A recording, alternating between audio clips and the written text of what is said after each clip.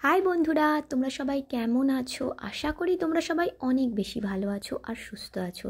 আর আমিও ভালো আছি। আর আজকে দেখো নিয়ে চলে এসেছি দুর্দান্ত টেস্টি হোয়াইট সস পাস্তা, একদমই গ্রাম্য পদ্ধতিতে। তো আমরা এখন গ্রামের মানুষরাও কিন্তু পাস্তা খাওয়া শিখে গেছি, বাট সেটা যদি হয় হোয়াইট সস পাস্তা। তো বন্ধুরা, খুবই ইজি আর বাড়িতে থাকা বেশ কিছু উপকরণ দিয়েই তোমরা এই হোয়াইট সস পাস্তাটা বানিয়ে নিতে পারো। আর চিজ তো এখন সব দোকানেই অ্যাভেলেবেল হয়েছে, গ্রামেও পাওয়া যায়। তো সর্বপ্রথম নিয়ে নিয়েছি বেশ কিছু পাস্তা। তো আমরা যেহেতু গ্রামে থাকি, আমাদের এখানে এই ধরনের পাস্তাটাই পাওয়া যায়।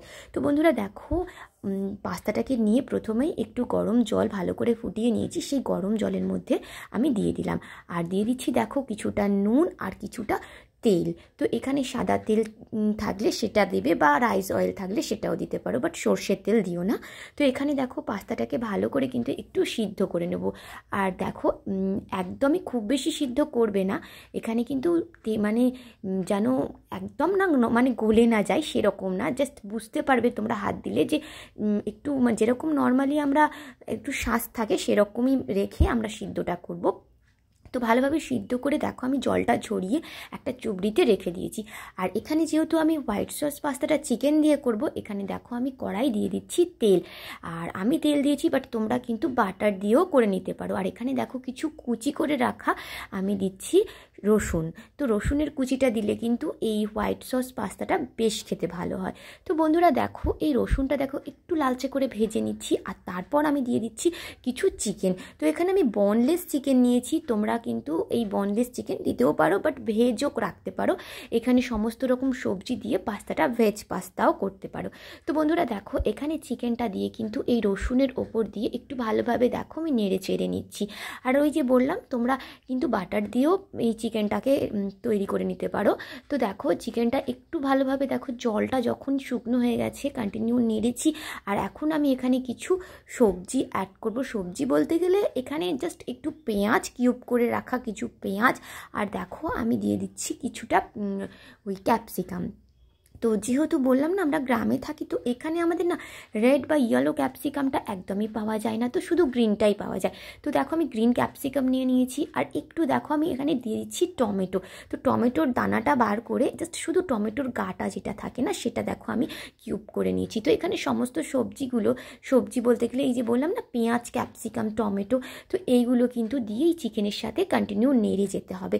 আর এখানে দেখো আমি দিয়ে দেবো এই সবজি অনুযায়ী, চিকেন অনুযায়ী কিছুটা নুন।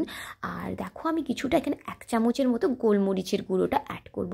তো বন্ধুরা এখানে দেখো এই সবজি চিকেনটা পরিমাণ মতো নুনটা দেবে, যতটা পরিমাণ তোমরা চিকেন বা এই ক্যাপসিকাম, পেঁয়াজ এগুলো নিচ্ছ সেই পরিমাণ বুঝেই নুন। আর এখানে আমি গোলমরিচটা 1 চামচ দিয়েছি।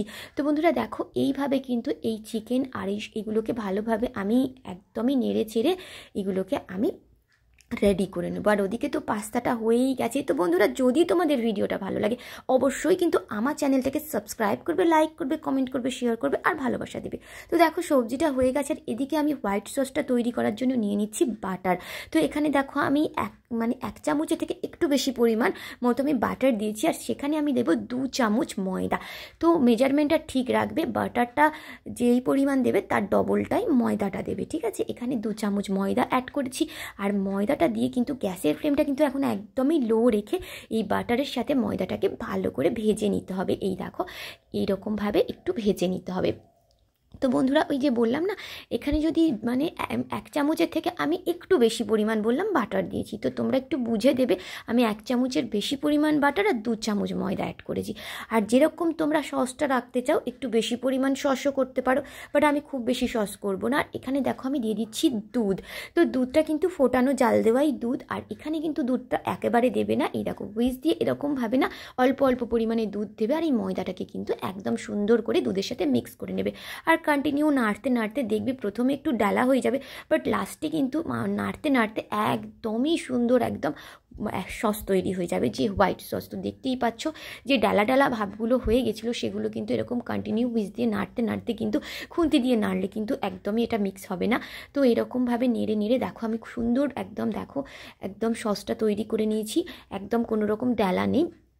তো এখন দেখো আমি কিছুটা চিজ দেখো আমি নিয়ে নিয়েছি, তো এই চিজটা আমি দিয়ে দিচ্ছি।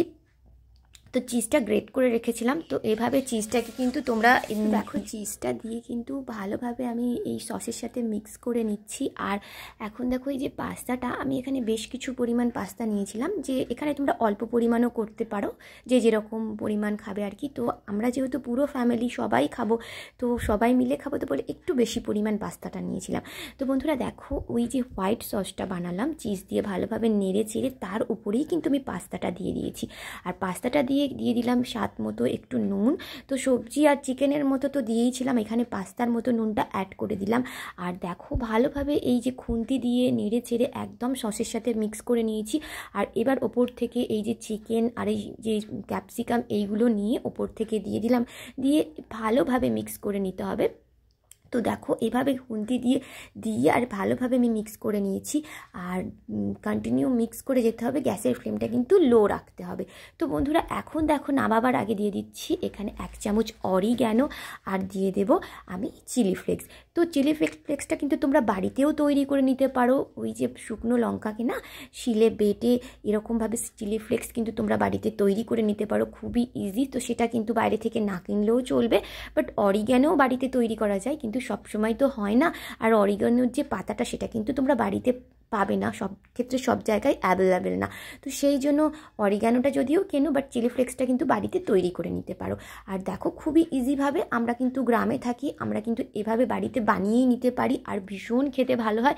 দেখো এখানে কিন্তু সসটার পরিমাণ কিন্তু আমি একটু কম দিয়েছি, যেহেতু সসটা আমি এখানে খুব বেশি গ্রেভি মানে আমার ছেলে পছন্দ করে না, তো একদম ড্রাই একটু রেখেছি, শুকনো ভাব। তো সেই জন্য এরকমভাবেই আমি করছি। তো বন্ধুরা দেখো আমি একটা প্লেটে ঢেলে নিয়েছি, আর প্লেটে ওপর থেকে কিছুটা চিজ আবার গ্রেট করে দিচ্ছি। তো চিজটা দিয়ে দিলে না ওপর থেকে ভীষণ সুন্দর দেখতে লাগে, আর দেখতে ভালো লাগলে জানোই তো খেতে বেশি ভালো লাগে।